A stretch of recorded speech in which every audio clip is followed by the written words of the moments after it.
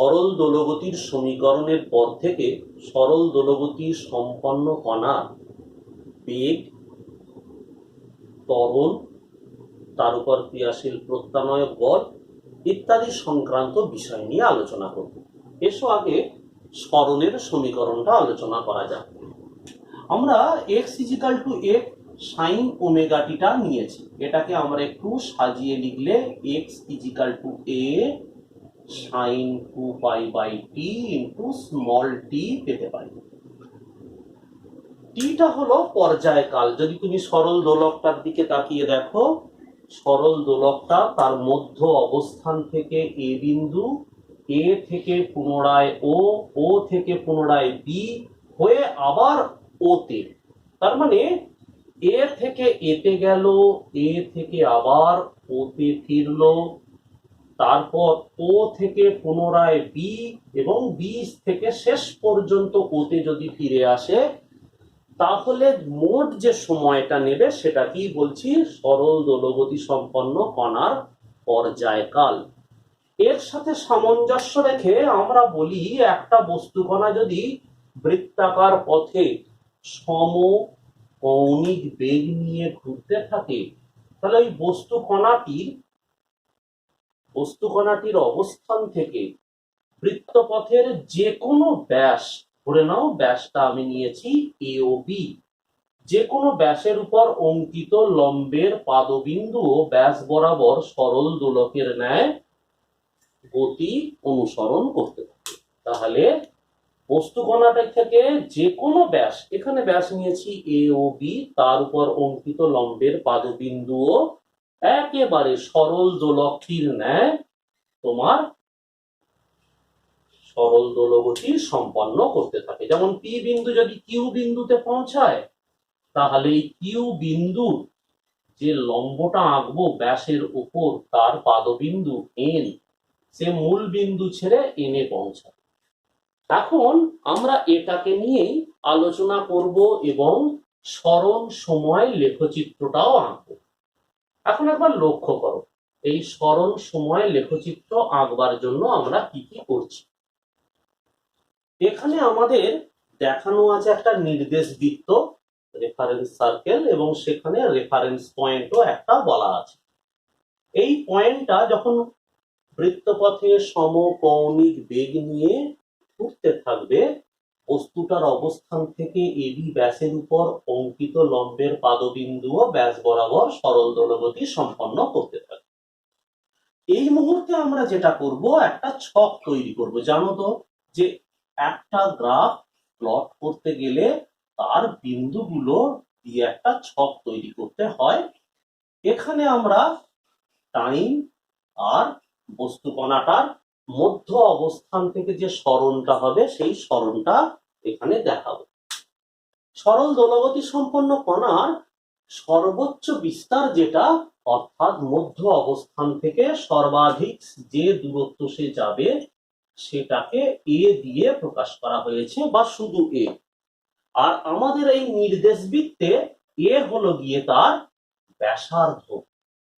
তাহলে এবার খেয়াল করো, ধরা যাক টি = 0 সময়, অর্থাৎ একেবারে পর্যবেক্ষক যখন পর্যবেক্ষণ করতে শুরু করলো, যখন কিনা বস্তু কণাটা একেবারে ও অবস্থানে, অর্থাৎ সরল দোলগতি হয়তো চলছে, পর্যবেক্ষক যখন পর্যবেক্ষণ করতে জাস্ট শুরু করেছে, তখন টাইমটা 0, বস্তু তখন মধ্য অবস্থানে, দোলক পিণ্ড তখন মধ্য অবস্থানে, আর নির্দেশ কণাটিও তখন পিতে, তার লম্বের পাদবিন্দু ওতে।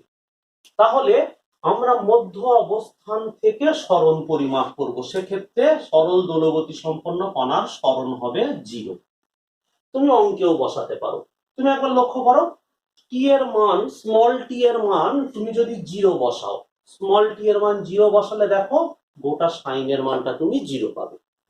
তাহলে সেই অর্থে সাইন 0 এর মান 0, এর সাথে 0 গুণ হলে 0 হয়।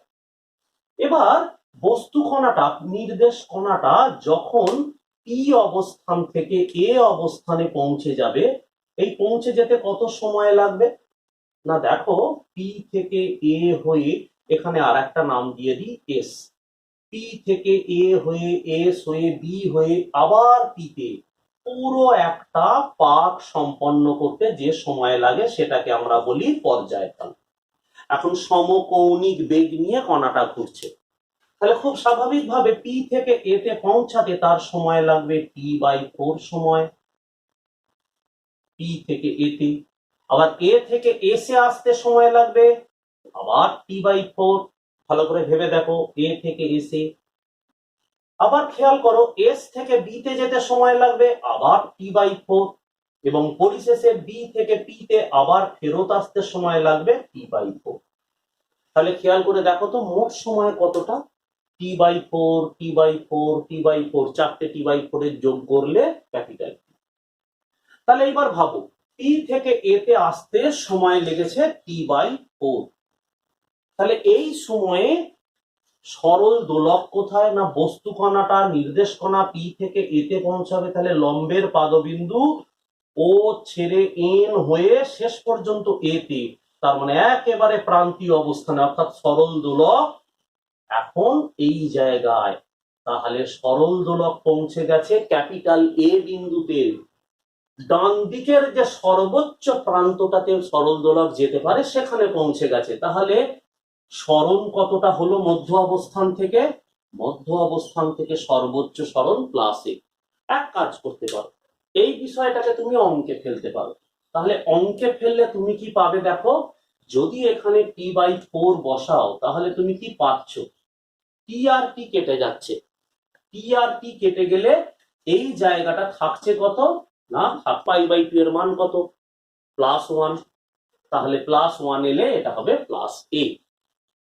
এবার দেখো, পি থেকে যাত্রা শুরু করে এ হয়ে কণা যখন এসে পৌঁছাবে তখন মোট সময় কত লাগবে?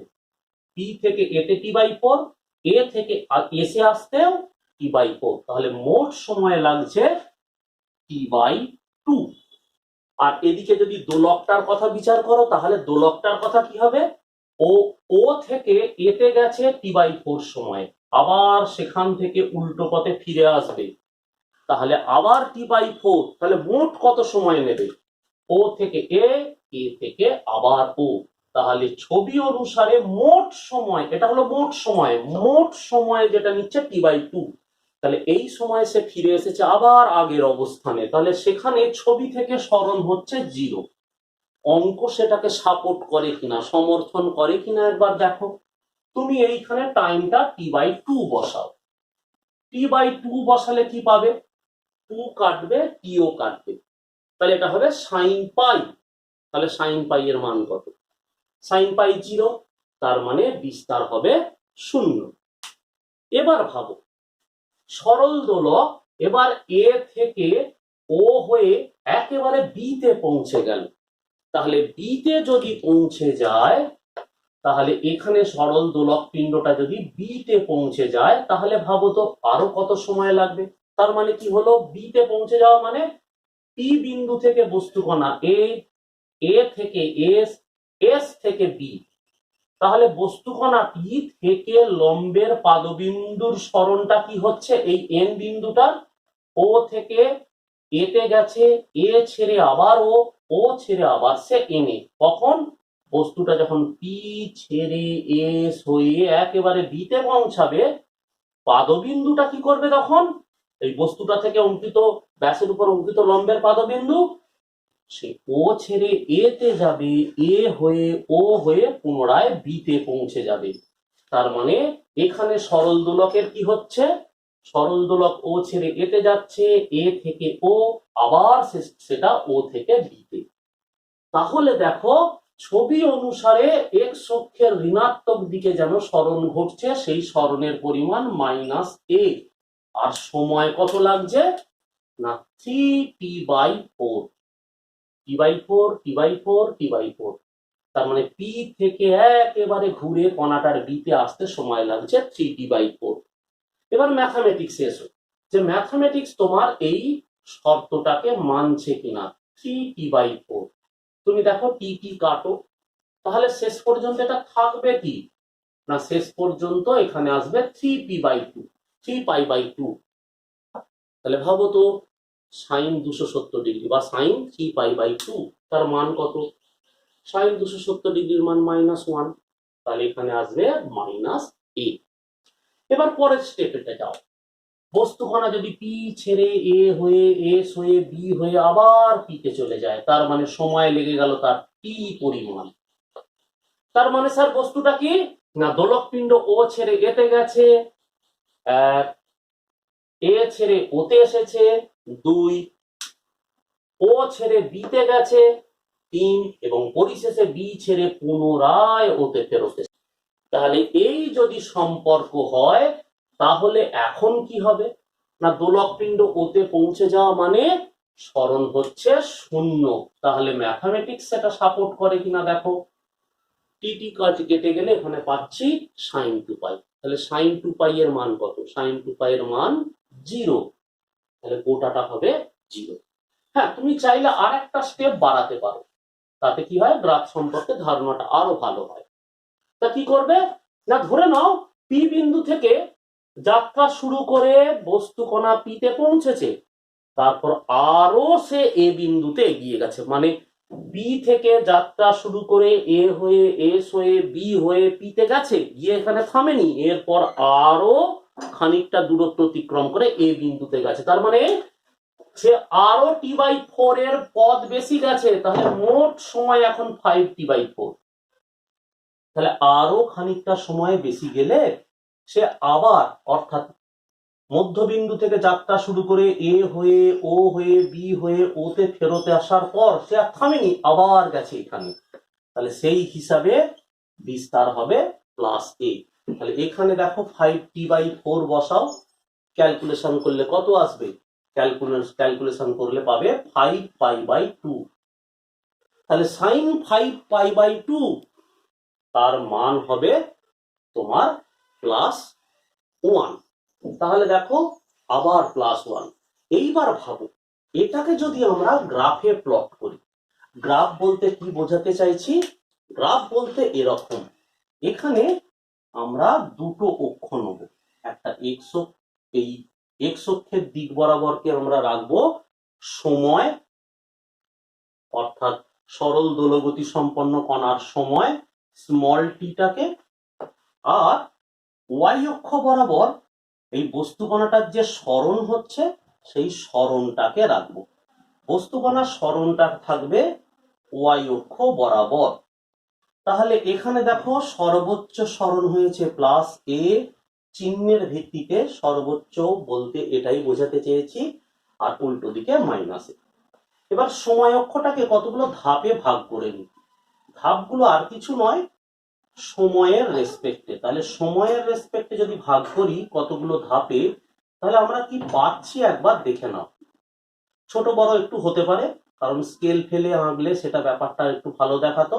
যাই হোক, দেখো 0 থেকে শুরু করার পর এই সময়টা t/4, 0 থেকে শুরু করে এই সময়টা t/2, 0 থেকে শুরু করে একেবারে এই সময়টা 3t/4, তারপরে আছে t এবং পরিশেষে 5t/4। তাহলে এই বিন্দুগুলোকে সামনে রেখে এদের মানগুলো যদি বসাই, তুমি একবার লক্ষ্য করো, t = 0 তে এই বিন্দু, t/4 তখন +a, t/2 আবার 0, 3t/4 -a, t তে 0 এবং 5t/4 এটাতে +a। এবার যদি বিন্দুগুলো যোগ করি, তাহলে আমরা যে বক্ররেখাটা পাবো সেটা হলো এই টাইপের।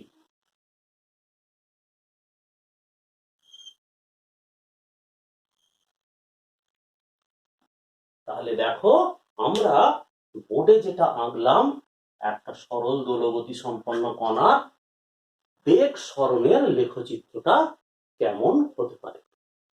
এইবার আমরা আসবো, বেগ সরণ নয়, এটা সরণ সময়ের লেখচিত্রটা কেমন হতে পারে আমরা সেটা দেখলাম। অর্থাৎ সরল দোলগতি সম্পন্ন কণার সরণ সময়ের লেখচিত্রটা কেমন হতে পারে সেটা আমরা বোর্ডে দেখলাম। এইবার যেটায় আসবো সেটা হলো বেগ সময় লেখচিত্রের বিষয়টা।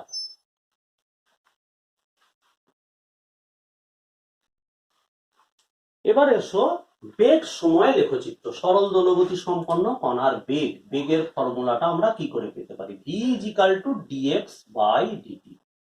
কোন বস্তু কণার সরণ পরিবর্তনের হারকেই আমরা বেগ বলে থাকি। তাহলে দেখো এই সরণের রাশিমালাটাকে যদি আমরা অবকলন করি তাহলে কি পাবো না, এ ওমেগা কস omega t.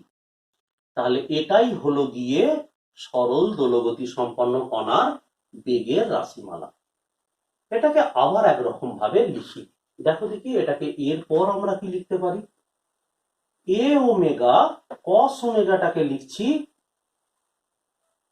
1 minus sine square omega t.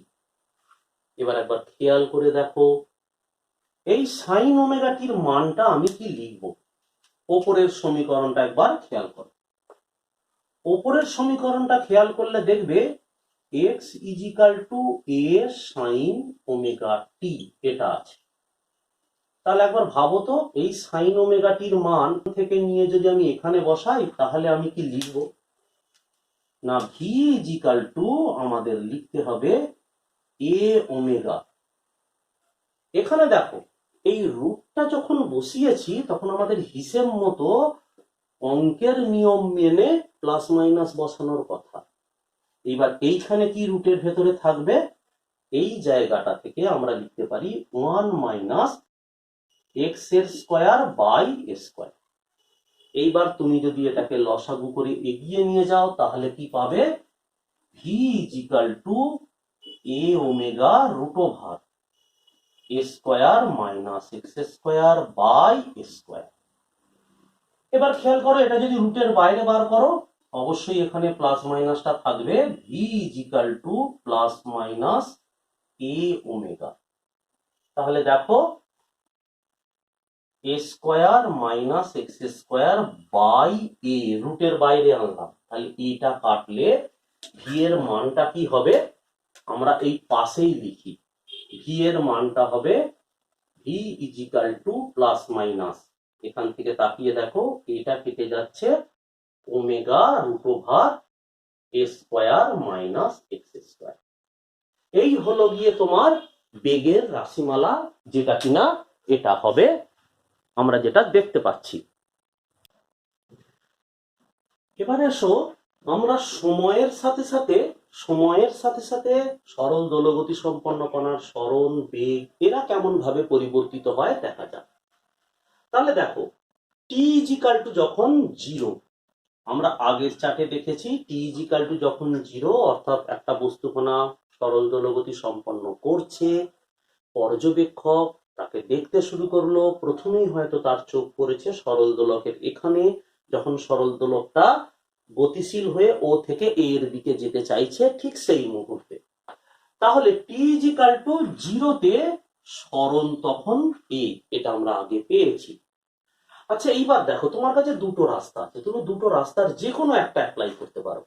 যদি এক্স এর মান এখানে আমরা টি ইজ ইকাল টু 0-তে অর্থাৎ যখন বস্তু কণাটা সরল দোলগতির মধ্য অবস্থান পার হয়ে এর দিকে যাওয়ার চেষ্টা করছে, সেই অবস্থায় টি ইজ ইকাল টু 0-তে সরণ 0, টি ইজ ইকাল টু 0-তে সরণ 0। তাহলে সেই অবস্থায় বেগটা কত? এক্স এর মান 0 বসাও, এক্স এর মান 0 বসালে এখানে মানটা পাবে ওমেগা এ। আর সব থেকে ভালো হয় এই ম্যাথামেটিক্সে বসাও, তাহলে এখানে যদি টি এর মান 0 বসাও তাহলে কি পাচ্ছ দেখো, cos 0, cos 0-র মান হচ্ছে +1, তার মানে বেগটা তখন এ ওমেগা। তার মানে এই মধ্য অবস্থানটা পার হচ্ছে সরল দোলক, তখন তার বেগের অভিমুখ এক্স অক্ষের ধনাত্মক দিকে, মানটা তখন এ ওমেগা। সরল দোলক যখন এইখানে একেবারে সর্বোচ্চ প্রান্তে, তুমি নিশ্চয়ই দেখেছো, তুমি যখন তোমার যদি দোলনায় চাপার অভিজ্ঞতা থাকে তুমি দেখবে দোলনাটা দুলতে দুলতে যখন একেবারে সর্বোচ্চ পজিশনে পৌঁছে যায় তখন দোলনাটা থেমে যায় ক্ষণিকের জন্য, অর্থাৎ সেই অবস্থায় T/4 সময় অতিবাহিত হয়েছে, ও থেকে একেবারে এতে গেছো, অর্থাৎ বস্তুকণা পি থেকে এ যাওয়ার মতোই। তাহলে ওই সময়ে দেখো আমরা বিস্তার পাচ্ছি সর্বোচ্চ +a। তোমার কাছে রাস্তা আছে এখানেও বসার এখানেও বসানোর, এখানে যদি প্লাস এ বসাও এক্স এর মান, তাহলে দেখো ভিটা পাচ্ছ 0। আর যদি তুমি এখানে t/4 বসাও তাহলে কত মান পাচ্ছ দেখো, এখানে পাচ্ছ π/2, cos π/2 এর মান 0। তার মানে একেবারে ডান দিকের সর্বোচ্চ পজিশনে সরল দোলগতি সম্পন্ন কণার বেগটা মানে পেন্ডুলামটার বেগটা হলো গিয়ে 0। এবার এই দোলক ঘুরে আবার তার মধ্য অবস্থানে ফেরত এলো, তখন তার টাইম হয়ে গেছে t/2। তাহলে t/2 তে সরণ তুমি আগেই পেয়ে গেছো 0। এখন এখানে তুমি t/2 বসাও, তুমি দেখো সরণ 0 এখানে বসালে মানটা পেয়ে যাবে, চিহ্ন সম্পর্কে তোমার কাছে কোনো সঠিক সদুত্তর থাকবে না, তাই আমরা এটাকে নিই। টি কেটে গেলে আমরা পাচ্ছি cos পাই এর মান -1। তাহলে বেগটা হচ্ছে এ ওমেগা মাইনাস, তার মানে সেটা বেগটা তখন কোন দিকে, বস্তুকণা গেছে এতে, এ থেকে আবার ফিরে এসেছে, সে এবার যেতে চাইছে বি এর দিকে, তাই তার অভিমুখটা তখন এক্স অক্ষের ঋণাত্মক দিকে, তাই -a ওমেগা। আরো একটু সময় অতিবাহিত হতে দাও, বি থেকে এবার বস্তুকণা আবার তার আগের অবস্থানে ফেরত যাবে। তার মানে এই যে মধ্য অবস্থান থেকে সে এবার যেতে চাইছে বি এর দিকে, তার মানে মধ্য অবস্থান থেকে সে এখন বি এর দিকে আসবে, তার সময় লাগবে 3t/4। অর্থাৎ ও থেকে এ হয়ে আবার ও হয়ে এবার বি তে আসতে চাইছে বাম দিকে সর্বোচ্চ পজিশনে। বাম দিকে সর্বোচ্চ পজিশনে এলে সরণ হলো -a। তাহলে এইবার তুমি দেখো এখানে যদি -a বসাও, প্লাস স্কোয়ার করলে সেই a স্কোয়ারই হবে, এটা করলে 0 হয়। আর এখানে যদি তুমি মান বসাও, বসিয়ে দেখো 3t/4 এই মানটা বসালে ক্যালকুলেশন করলে আমরা পাচ্ছি কত, টি কাটাকাটি হলে পেয়ে যাচ্ছি 3π/2। 3π/2 মানে কসের মানটা হলো গিয়ে, সেটা হলো গিয়ে 0। এরপর ভাবো বি পজিশন থেকে সরল দোলক পুনরায় ও তে ফেরত আসতে চাইছে, তাহলে ও তে ফেরত এলে সময়টা তার যাবে টোটাল টি, তার মানে ও ছেড়ে এ হয়ে আবার ও, সেখান থেকে আবার বি এবং সেখান থেকে পরিশেষে ওতে ফেরত যাওয়া। ওতে ফেরত গেলে তুমি একটু আগেই করেছো, সরণ হচ্ছে 0। সরণ যদি 0 হয় এখানে 0 বসালে পাবো ওমেগা এ। এখন প্লাস মাইনাস সম্পর্কে নিশ্চিত হতে হবে, সব থেকে ভালো উপায় আমার এই অংশটা।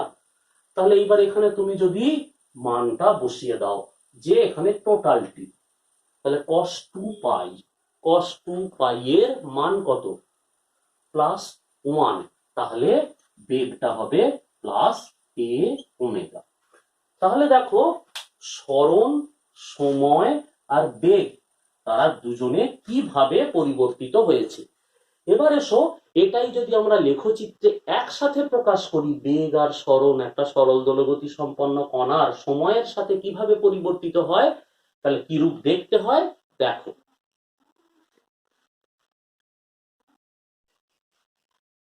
এবার দেখো সরণ আর সময় আর বেগ আর সময় যদি আমরা প্লট করি, তুমি এখানে দেখতেই পাচ্ছ সরণ এক্স অক্ষ বরাবর, এক্স অক্ষ বরাবর সময়, আর সরণ আর বেগকে আমরা ওয়াই অক্ষ বরাবর রেখেছি। এগুলো যদি সরণের ক্ষেত্রে লক্ষ্য করো, t=0 তে x0, তারপরে t/4 এতে +a, t/2 তে 0, 3t/4 এতে সে -a এবং t তে পুনরায় সে 0। তাহলে লেখচিত্রটা যোগ করলে তুমি পাবে এই কার। এবার একই রকম ভাবে বেগের কথাটা ভাবো, টি তে হচ্ছে +a ওমেগা, তার মানে এই পয়েন্ট। t/4 এ দেখো 0, তার মানে মধ্য অবস্থা এই প্রান্তীয় অবস্থানে 0। এবার t/2 এই সময় দেখো -a/ω। 3t/4 সেখানে আবার 0 এবং t তে দেখো +a ওমেগা। তাহলে এই বিন্দুগুলো যদি আমরা যোগ করি, এই বিন্দুগুলো যদি যোগ করি, যোগ করে যে লেখচিত্রটা পাবো সেটা এই রকম। তার মানে গ্রাফে একসাথে তোমার সরণ সময় আর বেগ সময় লেখচিত্রটা দেখানো হলো। এবার এসো আমরা দেখি ত্বরণটাকে। এবার এসো আমরা এখন যেটা দেখতে চলেছি সেটা হলো ত্বরণ। ত্বরণ অ্যাক্সিলারেশন, সেটাকে কি বলছি? বেগ পরিবর্তনের হারকে আমরা বলছি ত্বরণ। এবার খেয়াল করো, বেগ পরিবর্তনের হারটা যদি আমরা এখানে ক্যালকুলেশন করি, যদি ভি কে টি এর রেসপেক্টে ডেরিভেটিভ করি তাহলে কি পাচ্ছি দেখো, minus A omega square sine omega T. A R omega তো ধ্রুবক, তাদের কোনো ডিফারেন্সিয়েশন হবে না। কস্টার ডিফারেন্সিয়েশন হলে মাইনাস সাইন ওমেগা টি, আবার টি এর সহগ ওমেগা, সেটাও আবার সামনে আসবে। এইবার খেয়াল করো, F is equal to minus omega square A sine omega t. একবার খেয়াল করো তো, প্রথম সমীকরণটার সাথে এই সমীকরণটার যদি সম্পর্ক তুমি সাধন করতে চাও তাহলে তুমি পাবে মাইনাস ওমেগা স্কয়ার এক্স। তাহলে দেখো এখান থেকে আমরা বলতে পারি যে কণাটা এক্স ইজিক্যাল টু এ সাইন ওমেগা টি এই সমীকরণ অনুসরণ করে তার গতি চালিয়ে যাচ্ছে, তার গতিটা সরল দোলগতি। তার মানে তোমাকে ঘুরিয়ে যদি প্রশ্ন করা হয় একটা সমীকরণ দিয়ে, সেই সমীকরণটা সরল দোলগতির কিনা বিচার করো, তাহলে তোমার প্রক্রিয়াটা কি হবে? সমীকরণটাকে তুমি অবকলন করো, করলে পাবে বেগ টি এর সাপেক্ষে, আবার টি এর সাপেক্ষে দ্বিতীয়বার অবকলন করো, করলে পাবে তুমি ত্বরণ। তাহলে সেই ত্বরণ থেকে যদি তুমি এটা দেখাতে পারো যে ত্বরণ আর সরণ পরস্পর সমানুপাতিক এবং পরস্পরের বিপরীত অভিমুখী, তাহলেই তোমার এই চাপটা সম্পূর্ণ। এবার আমরা দেখব সময়ের সাথে সাথে বেগ, ত্বরণ, সরণ এরা কিভাবে পরিবর্তিত হয়। ইতিমধ্যে তুমি তো দুটো পেয়ে গেছো, সময়ের সাথে সাথে বেগের পরিবর্তন, তার আগে পেয়েছো সময়ের সাথে সাথে সরণের পরিবর্তন। এবার এসো দেখি সময়ের সাথে সাথে সরল দোলগতি সম্পন্ন কণার ত্বরণের পরিবর্তন।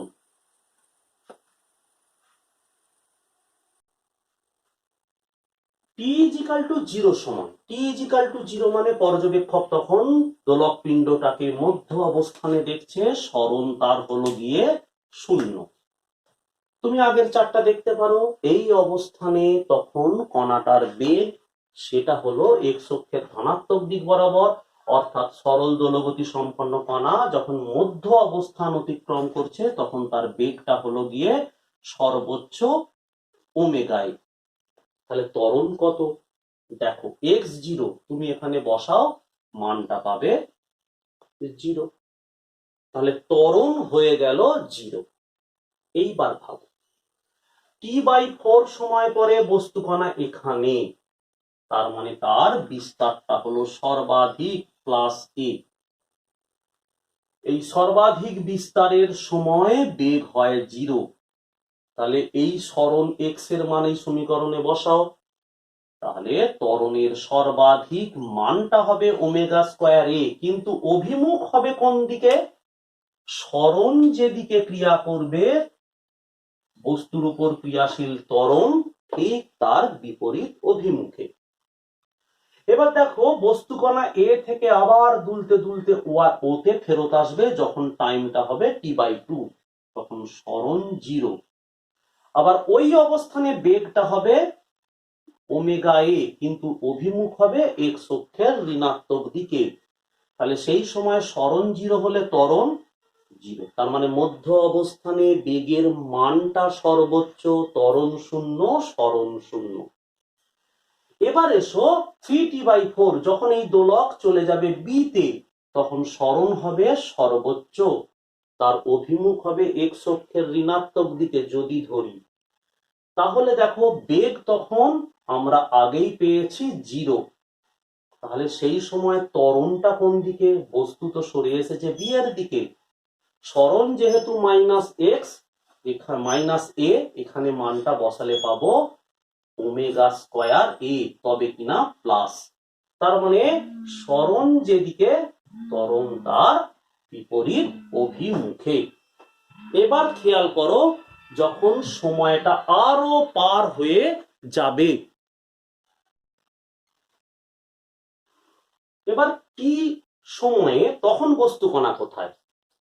না দেখো, বস্তুকণা ও থেকে যাত্রা শুরু করে এ হয়ে বি হয়ে পুনরায় যখন ওতে ফেরত এসেছে তখন সরণ হলো 0।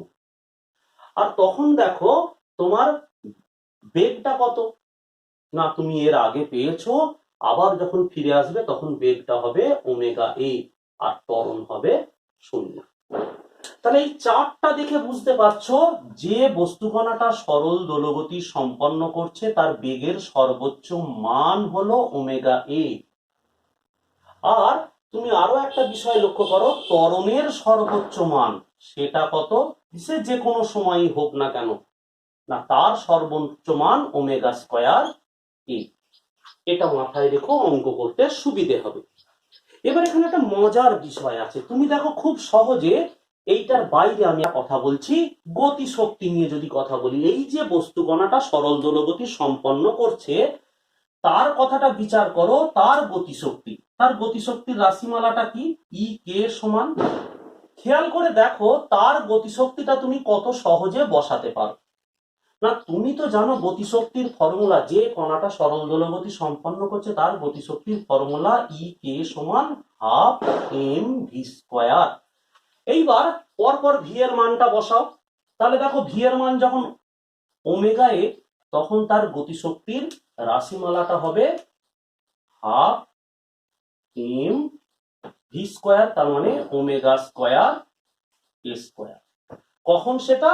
টি ইজিক্যাল টু 0 সময়ে, একেবারে শুরুতেই। আবার টি বাই 4 সময়ে বেগ 0, গতিশক্তিও 0। এবার টি বাই 2 তে বেগ ঋণাত্মক, অভিমুখ আলাদা কিন্তু স্কয়ার আছে, তো স্কয়ার ঋণাত্মক থাকলে কি হবে? মান হবে হাফ এম ওমেগা স্কয়ার এ স্কয়ার। আবার পরবর্তী সময় দেখো 3 টি বাই 4 এ বেগ 0, গতিশক্তিও 0। আবার টি তে কি হবে? একই রকম ভাবে গতিশক্তি হবে half m omega square square. তাহলে দেখো সময়ের সাথে সাথে সরণ, বেগ, ত্বরণ, গতিশক্তি তাদের সকলের পরিবর্তন আমি দেখিয়ে দিলাম। আমরা এবার পরবর্তী পাঠে যাব।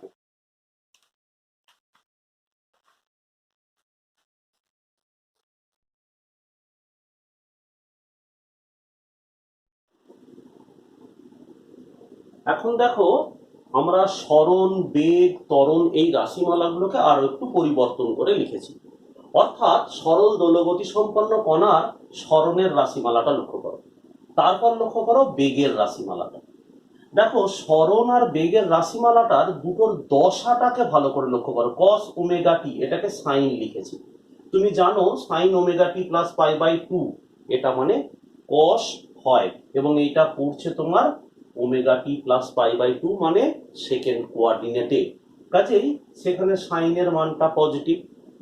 তাহলে সরণ আর বেগ এই দুটোর মধ্যে দশা পার্থক্য কত? দশা পার্থক্য বলতে এখানকার ওমেগা টি আর এখানকার omega t plus pi by 2, এ দুটো বিয়োগ করলে আমরা পাবো পাই বাই 2। তার মানে সরণের তুলনায় বেগ পাই বাই 2 কোণে লিড করছে, এগিয়ে আছে। আবার দেখো ত্বরণটার ক্ষেত্রে রাশিমালাটা লক্ষ্য করো। ত্বরণের ক্ষেত্রে দেখো আমরা সেই ত্রিকোণমিতির নিয়মে একইভাবে পাচ্ছি ওমেগা টি প্লাস পাই। তাহলে দেখো সরণ আর ত্বরণ, সরল দোলগতি সম্পন্ন কণার সরণ আর ত্বরণের মধ্যে দশা পার্থক্য পাই। একই রকম ভাবে বেগ আর ত্বরণের মধ্যে দশা পার্থক্য লক্ষ্য করে দেখো, দুটোর মধ্যে এই দশাটা বিয়োগ করলে আমরা বিয়োগফল পাবো পাই বাই 2।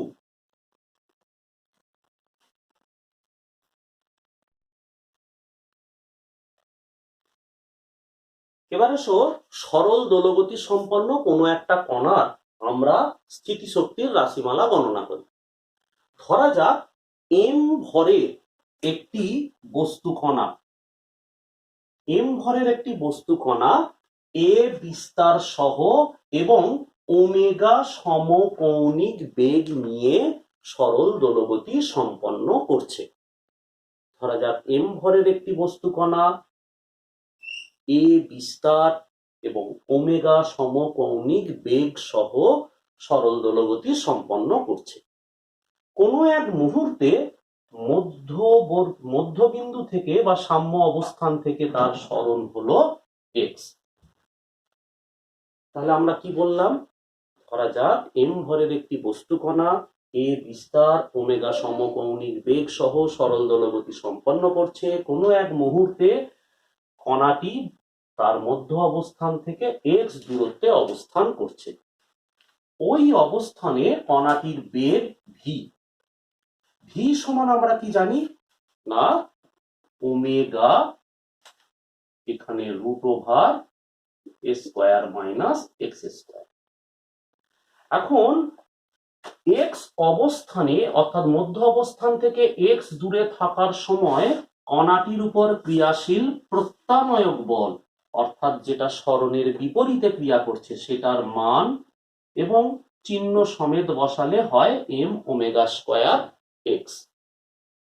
এইবার ভাবো, গতিশীল বস্তু কণাটির সরণ যেদিকে হচ্ছে তার উপর ক্রিয়াশীল প্রত্যানয়ক বলটা বিপরীতে ক্রিয়া করছে। এখন দেখো এই সরণটা যত বাড়তে থাকবে বস্তু কণার উপর ক্রিয়াশীল বলের মানটা তত বাড়তে থাকবে। এখন যদি আমরা ধরে নিই যে বস্তু কণাটি তার এক্স অবস্থান থেকে আরো অতি ক্ষুদ্র ডিএক্স দূরত্ব ডিসপ্লেসড হয়েছে, মানে আরো ডিএক্স দূরত্ব স্থানান্তরিত হয়েছে, এবং এই ডিএক্স দূরত্ব যেটা স্থানান্তরিত হয়েছে, যে আরো যে ডিএক্স দূরত্ব গমন করেছে সেই দূরত্বটা এতটাই ক্ষুদ্র যে বস্তু কণাটির উপর ক্রিয়াশীল বলটা প্রায় স্থির থেকে গেছে বলে ধরা যেতে পারে। তাহলে এই বাড়তি ক্ষুদ্র দূরত্ব যাওয়ার জন্য ওই প্রত্যানয়ক বলটার বিরুদ্ধে কৃতকার্য কত হবে না, dw = f dx। এবার তুমি দেখো এখানে বল যেদিকে ক্রিয়া করছে সরণ তার বিপরীতে, তাহলে একেবারে অঙ্কের নিয়মে এটা আসা উচিত f dx cos 180 ডিগ্রি। তাহলে cos 180 ডিগ্রির মান কত, মাইনাস। আবার এদিকে f এর মানটা বসালে আমরা পাই ওমেগা স্কয়ার x dx। তাহলে এই ক্ষুদ্র দূরত্বে আমরা ধরে নিয়েছি বলটা প্রায় স্থির আছে। তাহলে এবার ভাবো তার মধ্য অবস্থান অর্থাৎ এই ও বিন্দু থেকে সেই ওই দোলক পিণ্ডটা যখন ডি অবস্থানে যাচ্ছে, এই এতখানি দূরত্ব যেতে গিয়ে মোট কতটা কার্য করবে না, w = 0 to x m omega square x dx। এইবার খেয়াল করে দেখো এই টোটাল কার্যটা গণনা করবার সময় আমরা যেটা পাবো ওমেগা = এখানে ওমেগা নয়, w = m ওমেগা স্কয়ার। তাহলে এই কৃতকার্য m omega square 0 to x dx। তাহলে এই সমাকলনটা করলে আমরা পাবো half m omega square x। এই কৃতকার্য দোলকটার মধ্যে স্থিতিশক্তি হিসাবে সঞ্চিত থাকবে। তার মানে দোলকটিতে ওই এক্স অবস্থানে সঞ্চিত স্থিতিশক্তির রাশিমালা আমরা স্থিতিশক্তিটাকে পোটেনশিয়াল এনার্জি ইপি দিয়ে লিখলে পাই half m omega square x. তাহলে ওই অবস্থানে সঞ্চিত স্থিতিশক্তির রাশিমালা এটা। এবারে ওই এক্স অবস্থানে গতিশক্তি কত হবে না, দেখো এক্স অবস্থানে বস্তু কণাটি অর্থাৎ সাম্য অবস্থান থেকে এক্স দূরত্বে অবস্থানকালে বস্তু কণাটি ভি বেগ লাভ করে।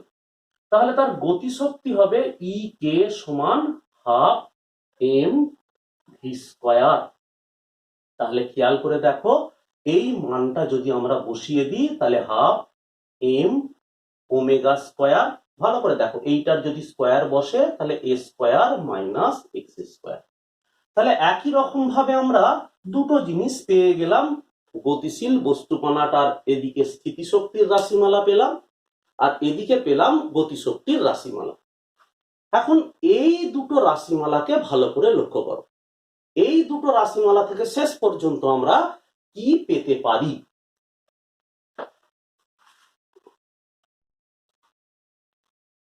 এবার খেয়াল করে দেখো, স্থিতিশক্তি সমান আমরা পেলাম এটা, আর গতিশক্তির রাশিমালা পেলাম এটা। তাহলে সরল দোলগতি সম্পন্ন কণার মোট শক্তির রাশিমালাটা কি হবে? Half m omega square square minus x square, half m omega square x square. এই দুটো যোগ করলে পাচ্ছি আমরা half m omega square square. এটাকে আমরা আরো বাড়িয়ে লিখতে পারি। দেখো, এই পর্যন্ত হলেই চলবে। এখানে যদি বস্তুকণাটা সমকৌণিক বেগ নিয়ে চলে, তাহলে বস্তুকণার ভর স্থির, ওমেগা স্থির, আবার বিস্তারও স্থির। তার মানে এই গোটা রাশিটা অর্থাৎ সরল দোলগতি সম্পন্ন কণার মোট শক্তিটা হলো গিয়ে ধ্রুবক, এর কোনো পরিবর্তন নেই। আবার এটাকে কিভাবে লিখতে পারি দেখো, হাফ এম ওমেগা সমান কি লিখতে পারি, 2πn তার হোল স্কয়ার স্কয়ার। তাহলে প্রয়োজনে দেখো আমরা এই দুইটাকে 4 লিখতে পারি। তার মানে half m into 4π square n square square. তাহলে 2 আর 4π কেটে গেলে আমরা পাবো 2π এর square m n square square. তাহলে 2π এর square m n square square হচ্ছে এই সম্পর্কটা আমরা পাবো। তাহলে একবার খেয়াল করে দেখে নাও যে আমরা এই nটা তো মানে জানো কম্পাঙ্ক, গতিশক্তি, মোট শক্তি, সরল দোলগতি সম্পন্ন কণার মোট শক্তির রাশিমালা, এটা আমরা পেতে পারি।